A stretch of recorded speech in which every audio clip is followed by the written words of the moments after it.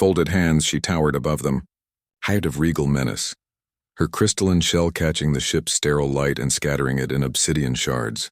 Queen Vexaththerra, sovereign of 17 star systems, stood with her forearms trembling, fury barely leashed beneath her polished armor. Her voice, a haunting chorus from layered vocal chambers, rolled through the neutral station's hallways, echoing with a power that had sent lesser beings fleeing in terror. "Where are my daughters?" Each syllable struck the air like a commandment heavy with the weight of empires. Across from her, Ambassador Lischan straightened her uniform, dark eyes unwavering as they met the Queen's 6 burning amber orbs. 2 decades of negotiating with apex predators had taught her, never show fear, not even to those who could tear you apart. "Your Majesty," Liz replied, her voice calm, measured. "Our search teams haven't stopped. The princesses were last seen near Section 7, close to the human quarters. We would never harm children, no matter their species." The Queen's mandibles clicked, a sound like knives sharpening. "Children. My daughters are heirs to the Zaharian Empire. Warriors, not infants. They could tear steel with their claws, they do not simply disappear." Behind her, the royal guard, 7-foot titans bred for war, shifted, their restlessness thickening the air. One wrong word, one misstep, and the galaxy could burn. Ali Rodriguez, chief of station security, stepped forward. His face, weathered by battles across 3 sectors, bore scars that spoke of violence, but his eyes were gentle, incongruously soft. "Your Majesty, if he may," he offered. "Perhaps we should search the human residential decks again. Sometimes even the bravest children get curious about new places." The Queen's head snapped toward him, her neck extending with alien fluidity. "You think my daughters would stoop to skulking through human hovels?"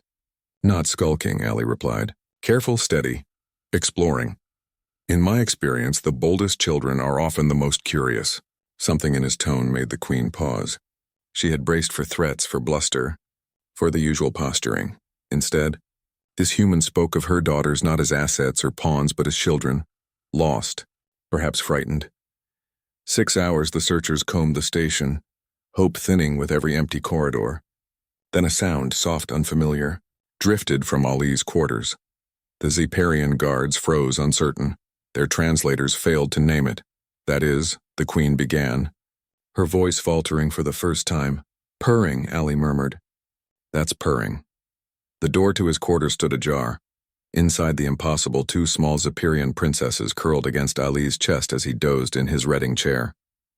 Their alien forms, fierce and strange, seemed almost gentle now.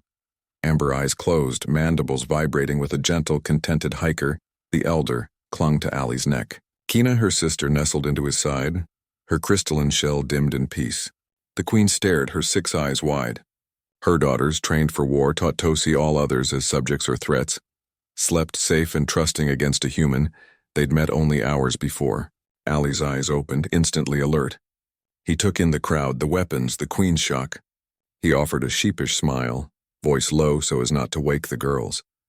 "I can explain how," the Queen breathed. "They were hiding in the vents above the mess hall," Ali said softly.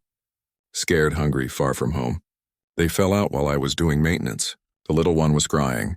He stroked Ken's head, gentle as if soothing. "A kitten. I couldn't just leave them." "Impossible," one guard hissed. "Superior royalty do not cry. They do not show weakness." Ali met the Queen's gaze, his own eyes steady with hard-won wisdom. "Your Majesty, right now they're not royalty. They're just children, lost and frightened in a strange place. And sometimes all children need is someone to tell them it's going to be all right." The Queen approached, her massive form moving with unexpected grace. She had expected to find her daughters imprisoned or worse. Instead, she found them safer and more at peace than she'd seen in years.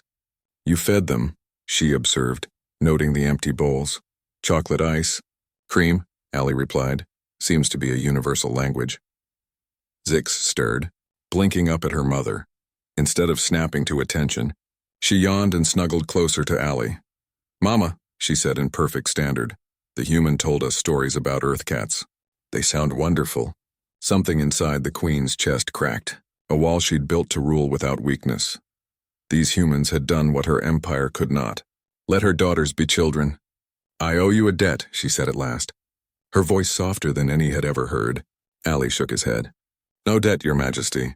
Just maybe next time let them know it's all right to ask for help. Even warrior princesses need that sometimes." As the station's crisis melted into the beginnings of an unlikely friendship, Liz Chen made a quiet note for her report. Sometimes the greatest victories come not from strength or strategy, but from the simple act of seeing the child beneath the armor and offering kindness. The Disappearance Empire would remember this day, and they would remember that humans, for all their frailty, possessed a strength that could soften even the fiercest of hearts.